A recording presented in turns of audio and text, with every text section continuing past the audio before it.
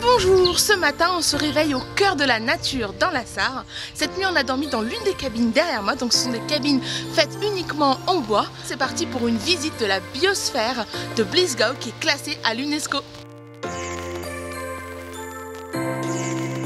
Là on est parti en vélo à assistance électrique parcourir la biosphère de Blisgau. Alors pour ceux qui se demandent c'est quoi une biosphère, c'est pas exactement comme un parc national, c'est un entre-deux.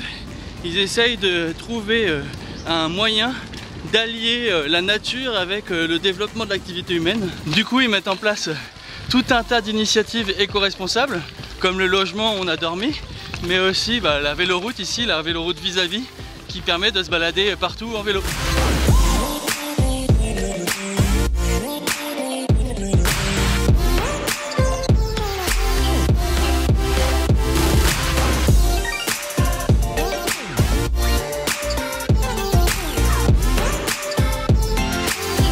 Pour ceux qui se posent la question de où se trouve la Sarre, les petits drapeaux derrière moi devraient vous aider. Donc il y a le drapeau allemand et le drapeau français et le drapeau européen. Parce que en fait on est vraiment à la frontière entre l'Allemagne et la France. Là ici on se trouve dans la petite localité de Wittersheim. Et ce qui est drôle c'est qu'apparemment il y a un Wittersheim aussi en Alsace. Du coup ils ont mis un petit panneau Wittersheim Alsace. On suppose que c'est pour les gens qui se sont trompés en mettant Wittersheim dans leur GPS et qui sont arrivés en Allemagne alors qu'ils pensaient arriver en France. Je pense qu'on voit pas la pente là sur les vélos, mais voilà, si je lâche c'est il y a une sacrée pente. Il y a un moment où même les vélos électriques sont pas assez puissants pour monter des côtes comme ça.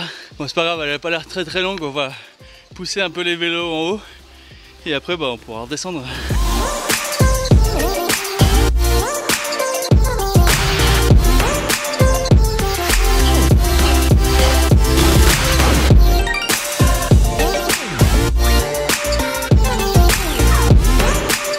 Cet après-midi, on a complètement changé d'univers, comme vous pouvez le voir.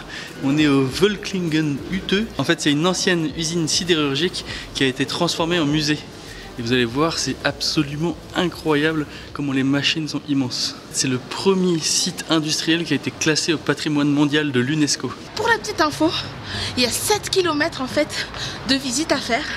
Donc je sais pas si on aura le temps de tout visiter aujourd'hui, mais c'est vraiment super impressionnant. L'usine sidérurgique a été en utilisation jusqu'en 1986, donc c'est encore très récent. Du coup l'usine ici, elle n'est plus en fonctionnement, mais il y a une usine pas trop loin qui fait encore de l'acier. Et en fait pour faire de l'acier il faut du fer, et le fer il est fait dans une autre petite ville d'Allemagne, et il vient en train. Donc c'est le train qui est derrière nous. Et si vous voyez bien en fait, dans ce train il y a du fer, mais pas juste du fer, il y a du fer en fusion qui est à plus de 1500 degrés. On voit le feu qui sort du train. Donc c'est vraiment super impressionnant de savoir qu'il y a des trains entiers avec du fer en fusion qui se baladent. Heureusement c'est pas très loin. C'est pour ça que les chemins de fer arrivent directement aux usines. En plus de l'usine sidérurgique, le bâtiment accueille des expositions temporaires. Tout à l'heure on a vu les bijoux de l'Égypte antique. Et là ici en fait on est dans la partie dédiée à l'art urbain. Et ce contraste en fait entre l'usine qui est industrielle et l'art, c'est vraiment magnifique.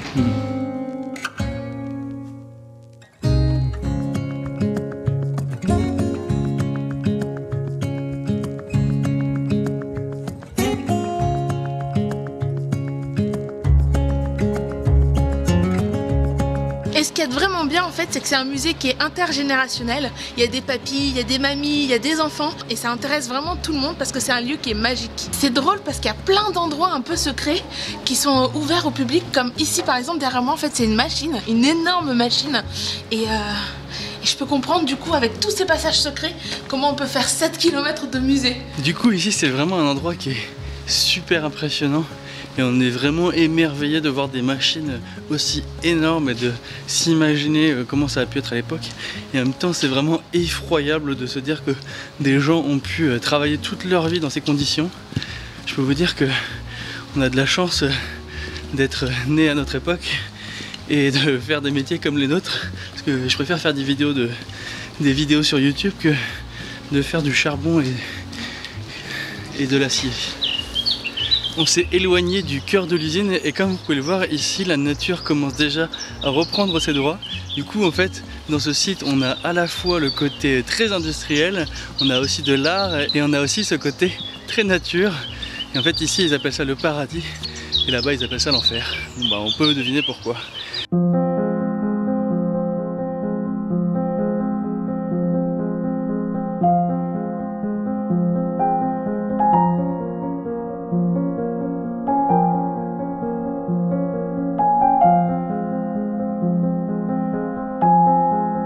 Plus on se balade dans cet endroit, plus on voit des choses merveilleuses. Là maintenant on voit des énormes fresques de street art dans le jardin. Franchement on dit pas ça à la légère et surtout on le dit pas souvent, mais ça fait vraiment partie des endroits qu'il faut absolument aller visiter. Je comprends même pas que ce soit pas plus connu dans le monde, c'est juste incroyable. Pour terminer notre visite, on a enfilé les casques et on est en train de monter tout en haut. Oui, j'ai le casque en mode chapeau. Une tête extraordinaire. On est en train de monter tout en haut pour avoir une vue sur toute l'usine sidérurgique. Et honnêtement, faut pas regarder en bas. Là en bas, je vois rien. Je marche sur le sol. Oh, oui, j'ai le vertige. Regarde pas, regarde pas. Oh, j'ai regardé. Oh, j'ai encore regardé. Regarde tout droit, regarde en haut, regarde en haut. Mais en fait, c'est un grillage, donc on voit en bas. Bah oui.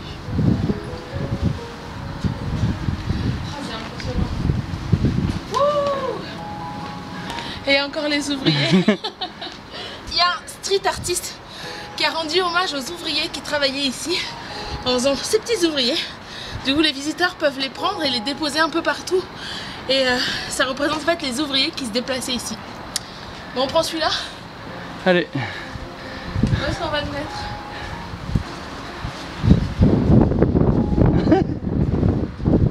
Bah, tu sais que tu es en train de faire une installation artistique Oh oui, carrément. éphémère certes. Et voici Gerhardt, Gerhardt, Gerhardt et Gerhardt.